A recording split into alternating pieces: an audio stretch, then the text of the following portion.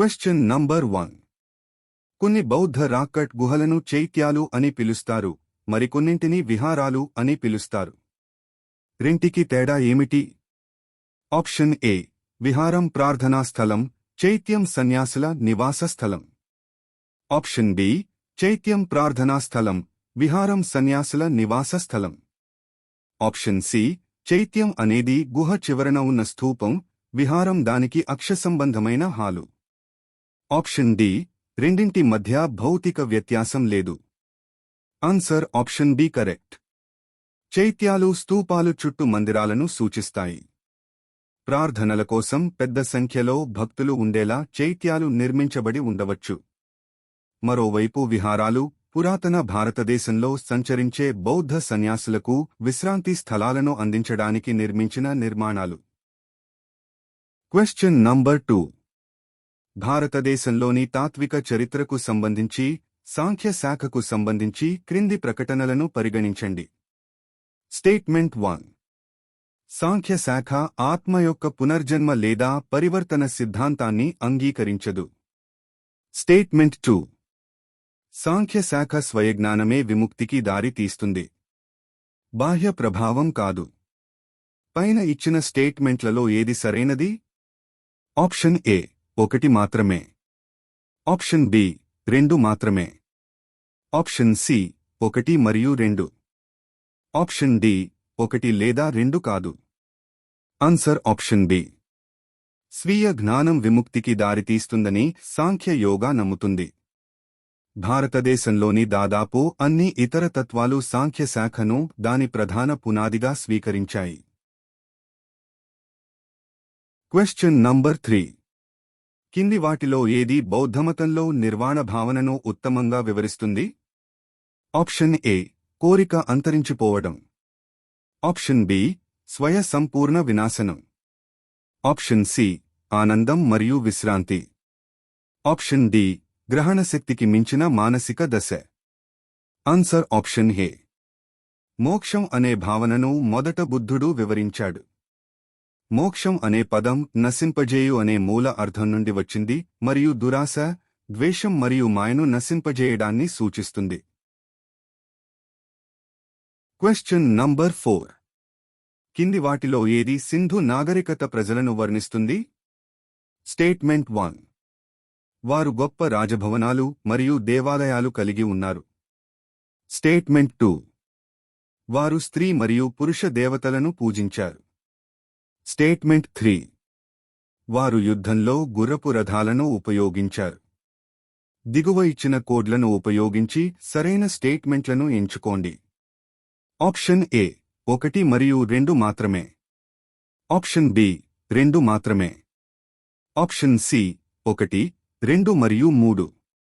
Option D. పైన ఇచ్చిన స్టేట్మెంట్లలో ఏదీ సరైనది కాదు. ఆన్సర్ ఆప్షన్ బి స్టేట్మెంట్ 2 మాత్రమే. సింధు లోయ ప్రజలు గొప్ప రాజభవనాలు మరియు దేవాలయాలను కలిగి ఉండరు, బదులుగా ఇటుకలతో నిర్మించిన నగరాలు, రోడ్ సైడ్ డ్రైనేజీ వ్యవస్థ మరియు బహుళ అంతస్తుల గృహాలకు నాగరికత ప్రసిద్ధి చెందింది. సింధు లోయ ప్రజలు శాంతి ప్రేమికులు. వారు ఎన్నడూ యుద్ధంలో పాల్గొనలేదు. కొంతమంది చరిత్రకారులు ఆర్యుల దండయాత్ర, సముద్ర మట్టంలో మార్పులు, భూకంపాలు నాగరికతను అంతం చేసి ఉండవచ్చని అభిప్రాయపడ్డారు. అందువల్ల ప్రజలు గుర్రపు రథాలను యుద్ధంలో ఉపయోగించడం నిజం కాదు. సింధు లోయలో పెద్ద సంఖ్యలో బొమ్మలు కనుగొన్నారు. వారు అమ్మ తల్లిని మరియు పశుపతి నాథుడిని పూజించారు. Question number 5. కింది ప్రకటనలలో ఏది జైన సిద్ధాంతానికి వర్తిస్తుంది? స్టేట్మెంట్ 1. కర్మ నిర్మూలనకు నిశ్చయమైన మార్గం తపస్సు చేయడం. స్టేట్మెంట్ 2. ప్రతి వస్తువులో మరియు అతి చిన్న కణానికి కూడా ఆత్మ ఉంటుంది. స్టేట్మెంట్ 3. కర్మ అనేది ఆత్మకు శాపం మరియు అంతం కావాలి. దిగువ ఇచ్చిన కోడ్లను ఉపయోగించి సరైన సమాధానాన్ని ఎంచుకోండి. ఆప్షన్ ఏ 1 మాత్రమే. ఆప్షన్ బి 2 మరియు 3 మాత్రమే. ఆప్షన్ సి 1 మరియు 3 మాత్రమే. ఆప్షన్ డి 1, 2 మరియు 3. Answer option D. కర్మ నిర్మూలనకు నిశ్చయమైన మార్గం తపస్సు చేయడం. కర్మ అనేది ఆత్మకు శాపము మరియు దానిని అంతం చేయాలి. స్వాధ్యాయ పరమం జైన సిద్ధాంతాల ప్రకారం తపస్సు అన్ని దోషాలను కడిగి కర్మ పదార్థాల ఆత్మను ప్రక్షాళన చేస్తుంది. అలాగే జైనమతం ప్రకారం కర్మ అనేది ఆత్మకు శాపం. కర్మ అనేది పరివర్తనం అనే కారణాన్ని కలిగి ఉండటమే కాకుండా దాని సహజమైన, పారదర్శకమైన, స్వచ్ఛమైన లక్షణాలను అస్పష్టం చేస్తూ ఆత్మలోకి చొచ్చుకుపోయే అత్యంత సూక్ష్మమైన విషయంగా కూడా భావించబడుతుంది. Question number 6. భారతీయ రాక్కట్ ఆర్కిటెక్చర్ చరిత్రకు సంబంధించి ఈ క్రింది ప్రకటనలను పరిగణించండి. స్టేట్మెంట్ 1. బాదామి వద్ద ఉన్న గుహలు అత్యంత పురాతనమైన రాక్కట్ భారతదేశంలోని గుహలు. స్టేట్మెంట్ 2. బరాబర్ రాక్కట్ గుహలను చక్రవర్తి చంద్రగుప్త మౌర్యచే అజీవిక సన్యాసుల కోసం నిర్మించాడు. స్టేట్మెంట్ 3. ఎల్లోరాలో వివిధ విశ్వాసాల కోసం గుహలు నిర్మించబడ్డాయి. పైన ఇచ్చిన స్టేట్మెంట్లలో ఏది సరైనది? ఆప్షన్ ఏ 1 మాత్రమే. ఆప్షన్ బి 2 మరియు 3 మాత్రమే. ఆప్షన్ సి 3 మాత్రమే. ఆప్షన్ డి 1, 2 మరియు 3. Answer option C. Barabar rock cut గుహలు పురాతన రాక్ కట్ గుహలు. అవి వాస్తవానికి మౌర్యుల కాలంలో, అనగా సాధారణ శకం పూర్వం 322 నుంచి 185 వరకు అజీవికల కోసం నిర్మించబడ్డాయి. ఎల్లోరా గుహలు 5వ శతాబ్దం మరియు 10వ శతాబ్దం మధ్య నిర్మించబడ్డాయి. ఎల్లోరాలో 34 గుహలు ఉన్నాయి. వాటిలో 12 బౌద్ధ గుహలు, 17 హిందూ గుహలు మరియు 5 ఎల్లోరాలోని జైన గుహలు. గుహల సామీప్యత ఆ కాలంలో ప్రబలంగా ఉన్న మత సామరస్యాన్ని స్పష్టంగా తెలియజేస్తుంది. Question number 7. భారతదేశాన్ని చైనా యాత్రికుడు యువాన్ చ్వాంగ్ సందర్శించిన సమయంలో భారతదేశ సాధారణ పరిస్థితులు మరియు సంస్కృతి సాంప్రదాయాలను నమోదు చేశాడు. వాటిలో కింది స్టేట్మెంట్లలో ఏది సరైనది? స్టేట్మెంట్ 1. రోడ్లు మరియు నది మార్గాలు దోపిడీ నుండి పూర్తిగా నిరోధించబడ్డాయి. స్టేట్మెంట్ 2. నేరాలకు శిక్ష విషయానికొస్తే అగ్ని, నీరు మరియు విషం ద్వారా శిక్షలను ఒక వ్యక్తి నిర్దోషి లేదా అపరాధాన్ని నిర్ణయించడానికి ఉపయోగించే సాధనాలు. స్టేట్మెంట్ 3. వ్యాపారులు నౌకలు మరియు తనిఖీ స్టేషన్లలో సుంకాలు చెల్లించవలసి ఉంటుంది. దిగువ ఇచ్చిన కోడ్లను ఉపయోగించి సరైన సమాధానాన్ని ఎంచుకోండి. ఆప్షన్ ఏ 1 మాత్రమే. ఆప్షన్ బి 2 మరియు 3 మాత్రమే. ఆప్షన్ సి 1 మరియు 3 మాత్రమే. ఆప్షన్ డి 1, 2 మరియు 3. Answer option B. వ్యాపారులు నౌకలు మరియు తనిఖీల వద్ద తేలికపాటి సుంకాలను చెల్లించాల్సి వచ్చింది. ఆదాయాన్ని చెల్లించిన తర్వాత వారు తమ సరుకులను మార్చుకోవడానికి అటూ ఇటూ వెళ్లవచ్చు.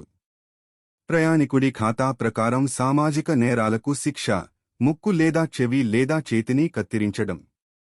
చిన్న చిన్న నేరాలకు జరిమానాలు విధించారు. మరియు అపరాధి లేదా నిర్దోషిని నిర్ధారించడానికి అగ్ని, నీరు మరియు విష సాధనాలను ఉపయోగించారు. Question number 8. క్రింది చారిత్రక స్థలాలను పరిగణించండి. 1. అజంతా గుహలు. 2. లేపాక్షి దేవాలయం. 3. సాంచి స్థూపం. పై ప్రదేశాలలో ఏవి మ్యూరల్ పెయింటింగ్లకు ప్రసిద్ధి చెందాయి? ఆప్షన్ ఏ 1 మాత్రమే.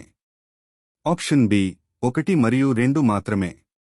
ఆప్షన్ సి 1, 2 మరియు 3. ఆప్షన్ డి ఏదీ కాదు.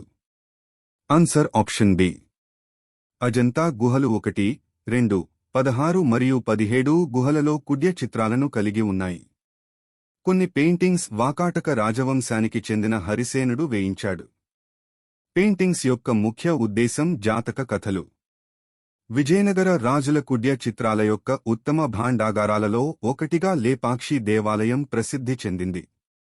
సాంచి స్థూపం చాలా అందమైన శిల్పాలను కలిగి ఉంది, కానీ కుడ్య చిత్రాలు కాదు. Question number 9. భారతదేశ సాంస్కృతిక చరిత్రలో త్రిభంగ అని పిలువబడే నృత్యం మరియు నాటకాలలో ఒక భంగిమ పురాతన కాలం నుండి నేటి వరకు భారతీయ కళాకారులకు ఇష్టమైనది. కింది స్టేట్మెంట్లలో ఏది ఈ భంగిమను వివరిస్తుంది?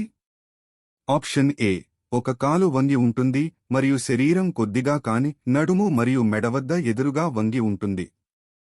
ఆప్షన్ బి, ముఖ కవళికలు, చేతి సంజ్ఞలు మరియు ఆహార్యం కొన్ని పురాణ లేదా చారిత్రక పాత్రలకు ప్రతీకగా ఉంటాయి. ఆప్షన్ సి, శరీరం, ముఖం మరియు చేతుల కదలికలు తనను తాను వ్యక్తీకరించడానికి లేదా కథను చెప్పడానికి ఉపయోగించబడతాయి. ఆప్షన్ డి, ప్రేమ లేదా శృంగార భావాలను వ్యక్తీకరించడానికి కొద్దిగా చిరునవ్వు, కొద్దిగా వంగిన నడుము మరియు కొన్ని చేతి సంజ్ఞలు నొక్కి చెప్పబడ్డాయి. ఆన్సర్ ఆప్షన్ ఏ. త్రిభంగ భంగిమ శ్రీకృష్ణునికి ఇష్టమైన భంగిమ. శ్రీకృష్ణుడు కామధేనువు ముందు త్రిభంగ భంగిమలో నిలబడినప్పుడు లేదా అతను తన వేణువు వాయిస్తున్నప్పుడల్లా మనం తరచుగా చూస్తూ ఉంటాము.